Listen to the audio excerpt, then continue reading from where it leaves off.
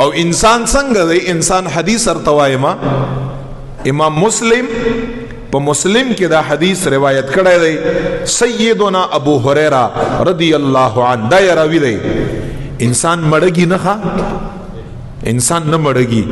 د دنیا په نعمتونو باندې په جاه و جلا باندې په مال باندې په لباس باندې په کورونو باندې په گاړو باندې د خو کوشش دای چې زه په دې کې اطمینان وګورم تاسو تجربه کړې ده دا ارڅ ورته ملاو شي که ورته ملاو نشي بیا مطمئن نی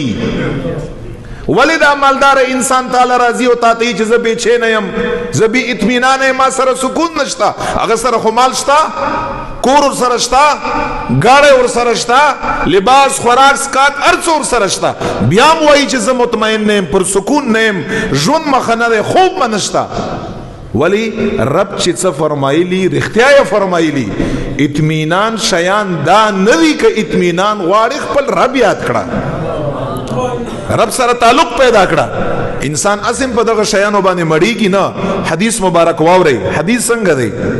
حضور مبارک فرمایي لو كان لابن آدم واديان من مال لابتغى ثالثا ولا يملأ جوف ابن آدم الا التراب نبی علیہ السلام فرمائی ويتوب الله على من تاب بہترین الفاظ حضور مبارک سے فرمائی ویچ کچرت یو انسان سرا بنی آدم سرا دو غنڈے قدر مال شی کنا مال یو غنڈے قدر مال شی سرا و سپین بیا دا بل غر قدر سرا و سپین و مال شی دو غرونا دو پہاڑوں جیسا مال سرا و سپین اللہ تعالیٰ ولور کا حضور مبارک فرمائی لبتغا ثالثا د دریم غونډې په تلاش کې به بیا قناعت نشتا اطمینان په دغه شیو کې نشتا او دلتم لبتغا عربی گریمر مطابق لام په داخل دی دا لام تاکید د پاره راضی په عربی لبتغا ثالثا خاما خدریم غونډې مال بتالش کی یی بچ ګوندې پاغي کی سکون دی بیا چې ورته عملو شي بیا به څلورم تالش کی یی به چې پاغي کی سکون دی خو چې سکون پس شي کړي رب یې ما سره تعلق پیدا کړه هغه ما تا پیدا کوونه چې پاغي کی کنفرم قرآنی سکون دی او چې په کوم کی سکون نشته ما او تاغي پسې لګیدلی بیا به څلورم لټي بیا به پنځم لټي څنګه جزما وستا یو کوری بیا هم دوی بیا هم درې اول غواړو چې لس لکې بیا یو چې شل لکې بیا چې یو کروڑی بیا چې لس کروڑی چرته ما وتا کې فل سټاپ نشتا او بیا نبی علیہ السلام حدیث کې مخکې څنګه فرمایلی ولا يملأ جوف ابن آدم الا التراب او مونږ ته دا څنګه غوندې کړي رسول الله فرمای ابن آدم ما ته پته دستا خېټه نه ډکږي مگر د قبر په خاورو باندې بډکږي نبی علیہ السلام د انسان خېټه کله ډکه شي چې قبر لاړ شي خاورې کا ختم یې کا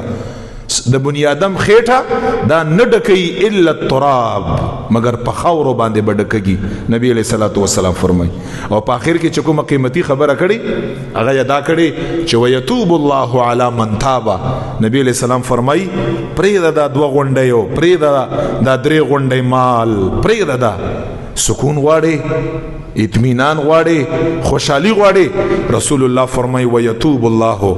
علی من تاب ما رب ته رجوع وکړه چې زما رب درته رجوع وکړه رسول الله فرمای ما رب ته رجوع وکړه په مسله ورته کېنه ژړا ورته وکړه استغفار ورته ووایا ګناهونو اعتراف ورته وکړه چې رب درته رجوع وکړه رب در باندې رحم وکړه رب دل اطمینان درکا رب دل سکون درکا رب دل خوشحالی درکا نبی علیہ الصلوۃ والسلام فرمائی زما رب په طرف باندې لاړ شه هغه په طرف باندې رجوع کړه نن زمونږ استادو څومره الله تعالی په طرف باندې رجوع کړي دا هر یو مسلمان پوي دی چاته ګوت نیول یا په تفصیل باندې پوي ول زم چې هغه ته ضرورت نه هر سړی پوي دی زه څومره الله تعالی په طرف باندې رجوع کوم تاسو یې څومره کوي مونږ او تاسو الله جل جلاله څومره یادو